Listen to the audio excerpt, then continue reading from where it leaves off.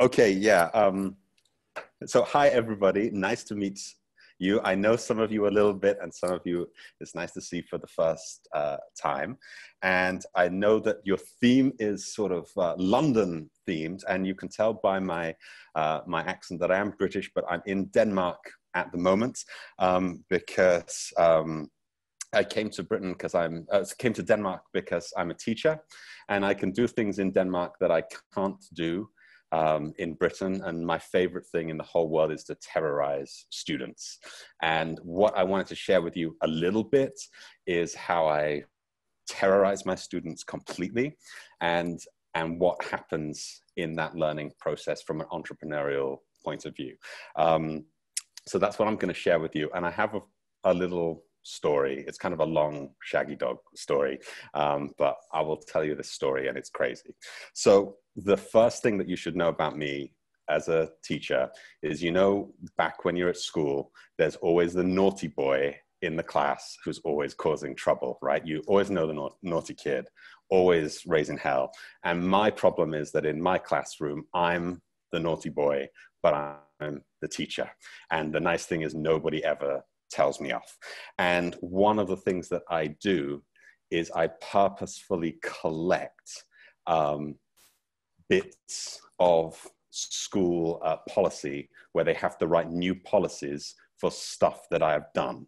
And I can confirm some of the things that if you've ever Googled me, you'll find out, and some things are true and some things are not. But it is true that one of my students became the first cyborg to be recognized by government. It is true that 5 of my students almost went to jail for stealing 50,000 euros of art in an illegal art heist. It is true that I gave a lecture on a roller coaster and everybody just screamed. And it is true that at SDU, the University of Southern Denmark, in their car park has been listed that it is not allowed to land helicopters, because previously there was no restrictions on landing helicopters at the University of Southern Denmark, and now there is. And I take great pride in these bits of policy being added. So I'm the kind of teacher who I will break every rule that I can possibly find. But having said that, also, the Danish broadsheet Politiken, which is a big newspaper here, once wrote about one of my lessons and said that it was the best lesson in the world. And in 2016, Alphabet, the company behind Google, named me as one of the top 250 thinkers on education. But I don't really consider myself a thinker on education. I consider myself as a very enthusiastic idiot, and that's enough to take me forward. And I want to share with you how an enthusiastic idiot can get away with all of these things. And what I try to do is I try, as I mentioned, to completely terrorize my students. They're all over 18, just in case you're worried of any possible psychological damage. But I love to get them to take extreme risks and do extreme things for 2 reasons. The first reason is because I'm British, and all British people are inherently evil. If you watch any bad guy in any movie, they're always British. Even the Lion King, they're in the middle of the, in the middle of the jungle, and Scar, the bad guy lion, he's still British. And the second reason why I'm completely evil is because I really like transformations. I'm really obsessed with transformations in people, because people want to be something different than what they are. We all want to be something something different than what we are. And let me just flip this here. And the reason why I'm obsessed with transformations, especially in education, is because every student that comes to me in any class, no matter what I teach, they are unhappy with who they are, and they think that if they take an education, they will somehow be better. And they see their diploma, their degree, their bachelor's, their master's as a magical piece of paper that, like a fairy godmother, you can go, oh, congratulations, now you are a whatever it is that you're studying. You weren't this before, but now you are. And that's the ending. The ending of their education is this magical piece of paper. And I think that that's weird. And I think that that's odd, because transformations don't come from a fairy godmother. I love the metaphor of the caterpillar. The caterpillar wants to transform from this ugly little wiggly thing into the beautiful butterfly.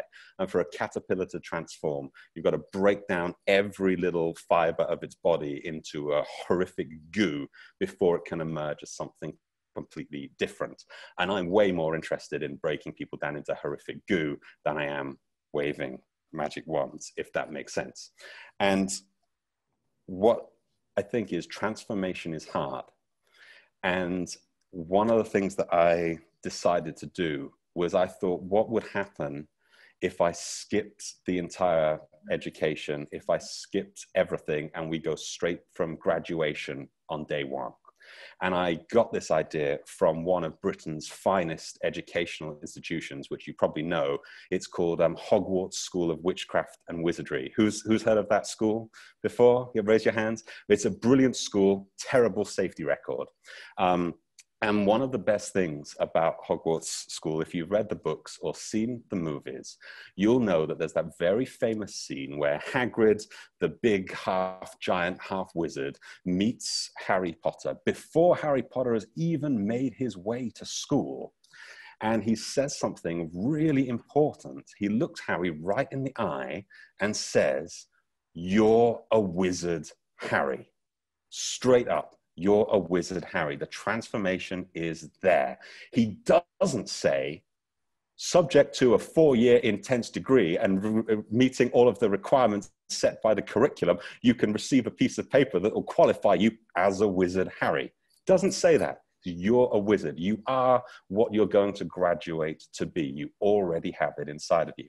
And I was fascinated about that, to put the transformation right at the start. So I thought, what would happen if I could create the most extreme, most ridiculous lesson and be just like Hagrid was to Harry Potter? And it seemed like the simplest idea in the world. And I did it. And I created what I call the second most dangerous lesson I ever taught. And would it be okay if I share with you the story of the second most dangerous lesson that I ever taught? Would that be something interesting? Okay, cool. I hope most of you are nodding. If not, just disconnect from the call now. Okay, second most dangerous lesson I ever taught was I arrived in Denmark 10 years ago, and I come from a business background, a ridiculous business background, where I ran a company called Hardcore Monkey Crash, which is the most insane name for a company ever. The bank threw us out and said, you can't open a bank account under the name of Hardcore Monkey Crash. So we came back the next day and called it HMC. So my skills in business were iffy, to say the least. But the teacher said, Adam, you've got some experience in business. We've got all of these brand new entrepreneurial students. Why don't you teach them everything that they need to know about being an entrepreneur? And I thought, that's really interesting, because I'm an idiot. You know, I'm this enthusiastic idiot. I never read a business book. I just made it up as I went along. No one gave me a qualification in entrepreneurship. In fact, when I studied business, I failed it specifically so that when I was successful in business, I could tell everybody how I failed my A-level in business when I was 16. And sorry, I'm digressing a little bit. But so I go into this classroom, and I look at them and I say, I'm going to make a lesson for you because you will want to get your diploma in 2 years' time, and then you'll be entrepreneurs. And they all nod their head like, yeah, that's why we're here. We want to be entrepreneurs. And I said, well, why do you want to be entrepreneur? Why do you want your diploma? Oh, then we will have the permission and the paperwork and the confidence to be entrepreneurs. And I thought, this is stupid. You're entrepreneurs right now.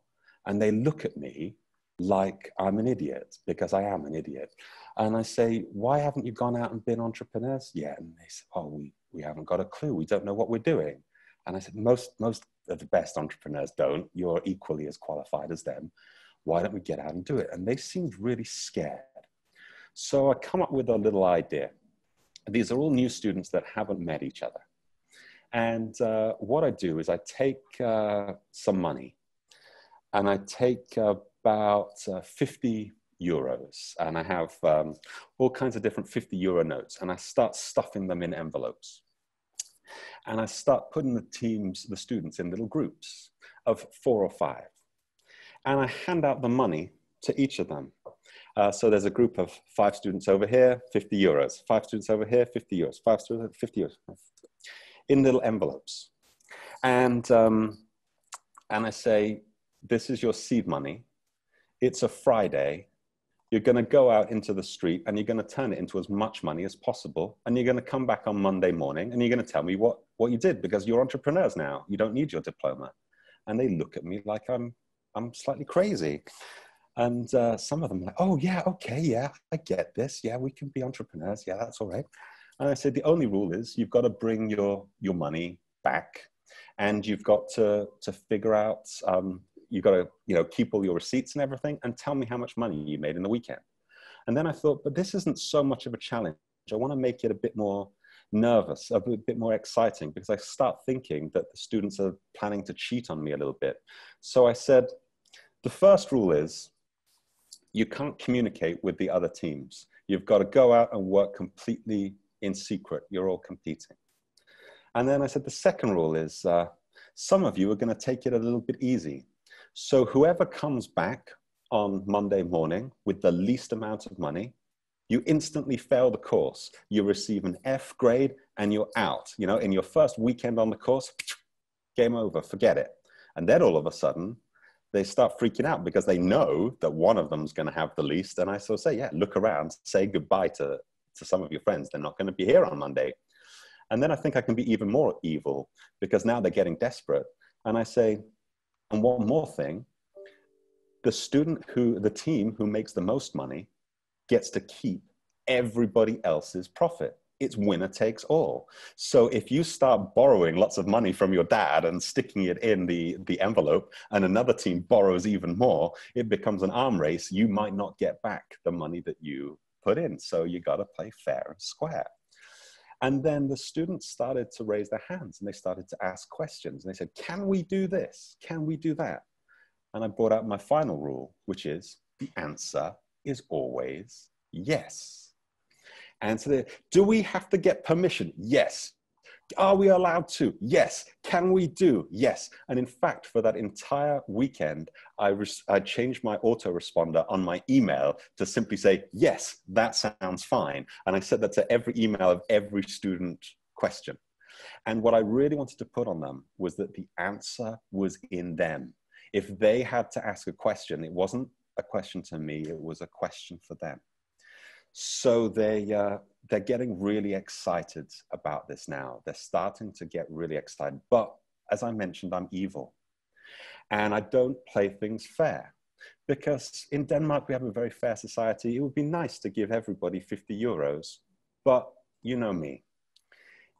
In some of the envelopes, they've mostly got 50 euros. But I made a mistake. I got a 100 euro note out from the bank instead. And that meant that one of the envelopes had 100 euros in. But it also meant that another one of the envelopes had nothing. And I look around the classroom and say, great, you've all got everything. And before you go, here are your envelopes. 50 to you, 50 to you, 50 to you, 50 to you, 50 to you. And the first team opens it up. Yeah, got my 50. And the second team, yeah, got my 50. And the third team, woohoo, got my 100. I turn to the fourth team. I know they've got nothing. And I look at the fourth team, and one guy opens it, and he sees that there's nothing in there. And he turns to his teammate and says, there's nothing in there. And I'm thinking, what's going to happen now? And I said, how about you guys? And they say, yeah, we've got our 52. And I'm, okay then, let's see how this goes. And the rest of the teams, they've got their money, they're off into the street. They're going crazy, they're going wild, they're doing whatever they can possibly do to make money. And they're working so hard and they're trying everything in their brains to do whatever it is. And they come back on Monday morning and they're so excited and they haven't slept and they have sold their grandmother on the street and they are so into it and they can't imagine it. And I say, okay, well, before you tell me how much money you get, you'd better present back to me and tell me exactly what you did. Show me everything. And there was one team and they did okay. And they said, yeah, on Sunday, all the businesses were closed, so we didn't make so much money and nothing happened.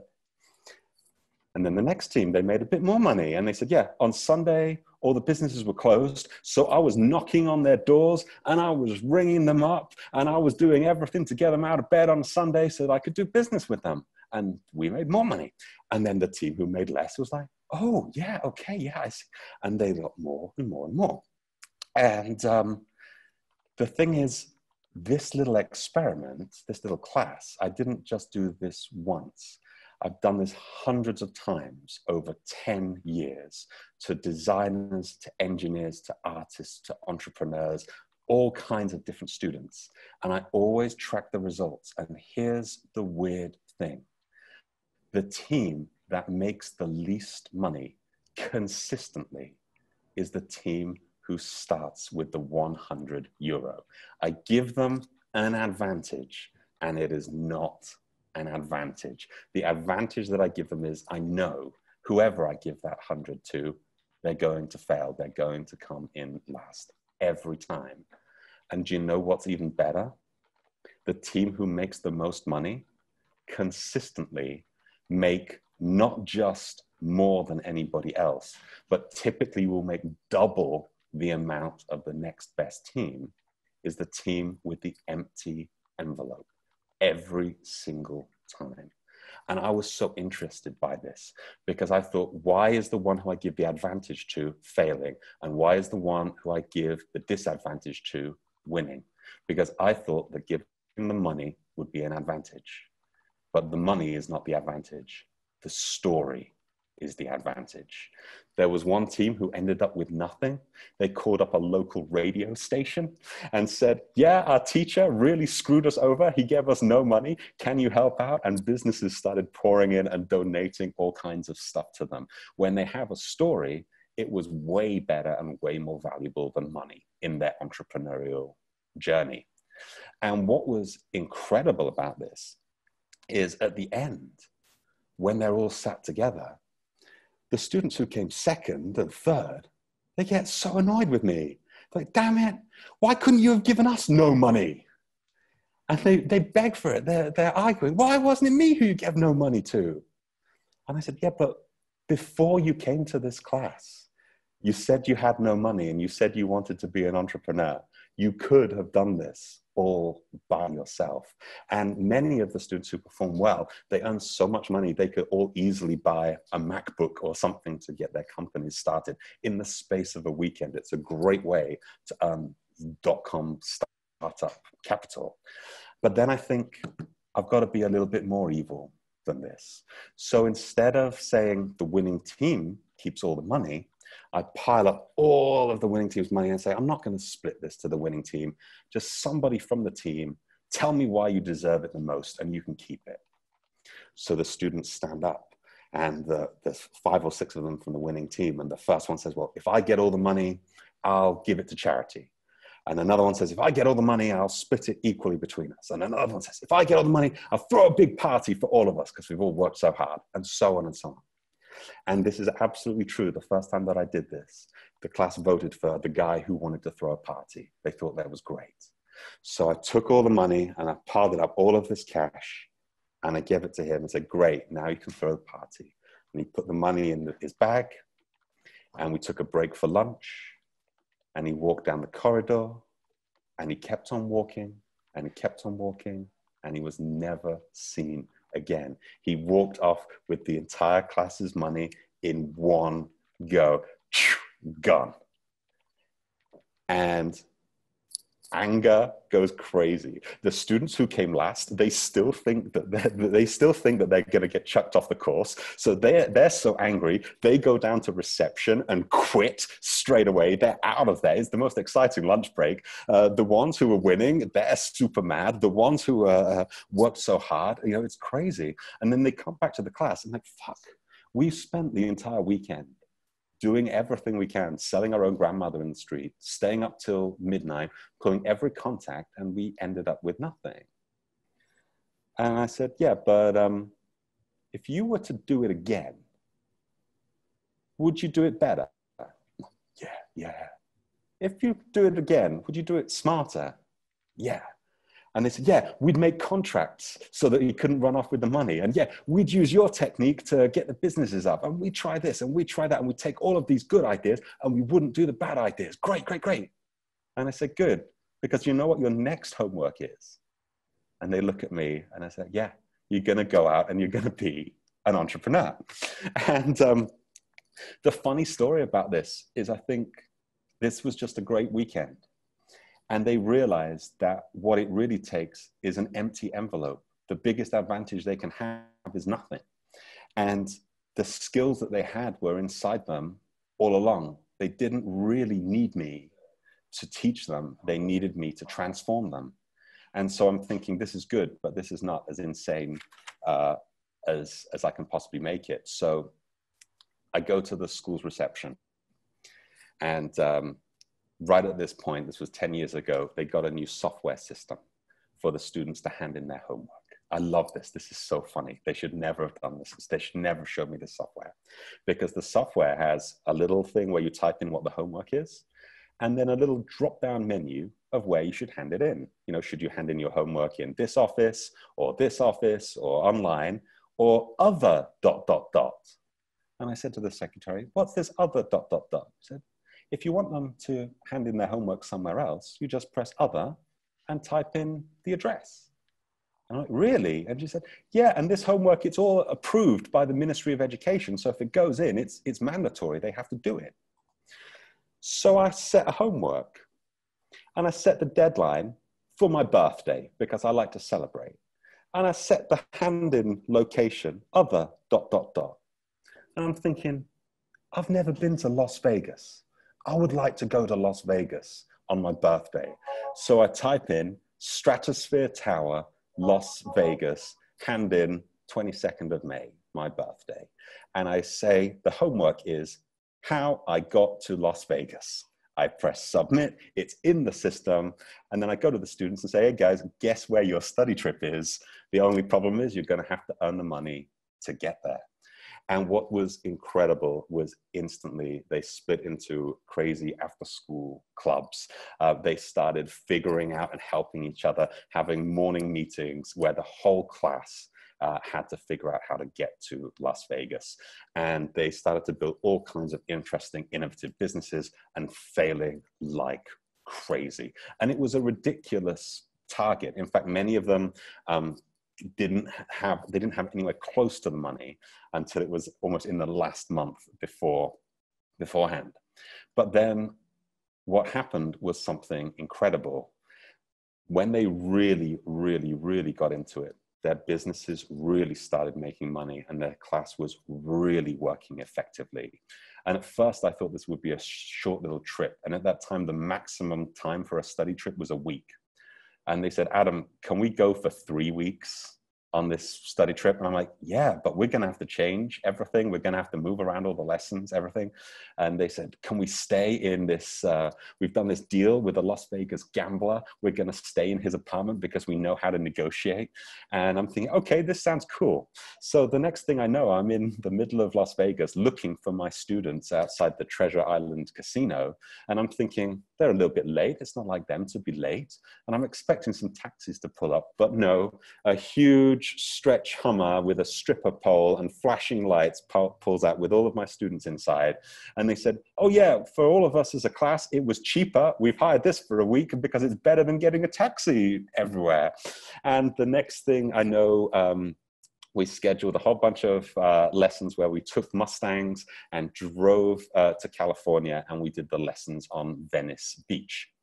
And I had the best time. It was wonderful to give lessons on Venice Beach, and the students learned so much. And one of my favorites was the student who had the best homework. I took her to the top of the Stratosphere Tower, which is 106 stories, and put her on the edge, and you can bungee jump off the top. So the student with the highest grade got the bungee jump from the top of the tower, which really tells you something about risk management in the entrepreneurial story, if you really want that A grade, or if maybe a B grade is a bit better. And all of this for the price of an empty envelope. And I had a great time, had a lovely birthday, fantastic time. And I come back to Denmark and everybody's talking about it because it's ridiculous and it's insane. And then I think, you know, when the word gets round, I'm probably going to get fired. I'm probably going to be in a lot of trouble if you're taking your students and they're partying in Vegas with stripper poles and all this kind of thing. It's not really what a teacher should do. And the headmaster brings me into the office because we need to talk about the study trip. And I'm like, yeah, I'm good. It's going to be a good story, but I'm going to be fired. And he looked at me and he said, I got the feedback from your class, and you have 100% student satisfaction, which is a key metric. And I'm like, yeah, well, of course we were partying all the time. Of course we've got 100% student satisfaction. And he said, and these classes that you moved to Venice Beach, you had 100% class attendance. And I was like, well, yes, of course I had 100% class attendance. It's on the beach. And the cost to the school was zero. We didn't even have to pay for the electricity for the lights in the classroom because you were teaching on the beach. I'm like, yeah, that's right. And because our entrepreneurs have now all created registered companies and they're making lots of money, we have a 100% employment rate of your graduates. And I was like, well, yes. And he said, this is the most successful metric we've ever had. Would you go and do it again next year? And I did, and again and again and again. And it was something so ridiculous and so stupid and so impossible. But even though it was something that was so far removed from normal learning and classical teaching, magically it met everything, every success criteria the school would judge me on. I didn't do that to be sensible. I did that because, as I say, I'm an enthusiastic idiot. And it created incredible transformations for these students. And what's brilliant is I still now go into classes and I still do this game or variations of this game. And it doesn't matter who you are, what kind of background you have, young or old, design students, engineering students, entrepreneurial students, humanities students, it doesn't matter. What's incredible is when you tell somebody they are what they want to be, they become it. They don't necessarily need permission. They don't need the magic wand. They don't need the caterpillar. They just need someone like Hagrid to say, you've been this person all along. Now it's the time to show it. And that's what I wanted to share with you, because for me, it became, you know, my second most dangerous lesson. I've never had to sign waivers for jumping and pushing people off of skyscrapers before, but I can highly recommend it. And the wonderful thing about this is as soon as the rumor got round, my classes got completely oversubscribed, which is a really nice thing. So that's sort of what I wanted to share with you today. And I hope you find it interesting or slightly dangerous.